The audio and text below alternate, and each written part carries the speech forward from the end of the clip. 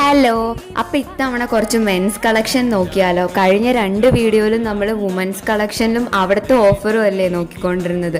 ഇത്തവണ മെൻസിൻ്റെ കാണിച്ചു തരാം കേട്ടോ. നല്ല ഓഫേഴ്സ് ഉണ്ടായിരുന്നു. 200 തൊട്ട് സ്റ്റാർട്ട് ചെയ്യുക ഷർട്ട്സൊക്കെ.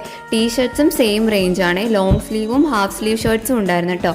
ഞാൻ കൂടുതലും ഹാഫ് സ്ലീവ് ഷർട്ട്സ് ആട്ടോ നോക്കിയത്, കാരണം എൻ്റെ അച്ഛന് ഹാഫ് സ്ലീവാണ് ഇഷ്ടം. മാത്രമല്ല അച്ഛന് കുറച്ച് ഡാർക്ക് കളറിൽ ലൈറ്റ് ഡിസൈൻസ് വരുന്നതാട്ടോ ഇഷ്ടം. ഞാൻ ആ ടൈപ്പാണ് നോക്കിയെടുത്തത്. നല്ല ട്രെൻഡി ഡിസൈൻസ് ആയിട്ടോ എനിക്ക് തോന്നിയത്. അഫോർഡബിളും ആയിരുന്നു. അതുപോലെ തന്നെ ജീൻസും ഉണ്ട് കേട്ടോ. മെൻസിൻ്റെ ജീൻസിനേക്കാളും ഞാൻ നോക്കിയത് വുമൻസിൻ്റെ ജീൻസ് ആയിരുന്നേ. 400-500 റീച്ചിൽ ബാഗി ടൈപ്പ് ജീൻസും ഉണ്ടായിരുന്നു കേട്ടോ. കിഡ്സിൻ്റെ സെക്ഷനിലേക്ക് ഞാൻ അധികം നോക്കിയില്ല. അവിടെയും സെയിം ഓഫേഴ്സ് ഉണ്ടാവുമെന്ന് തോന്നണേ.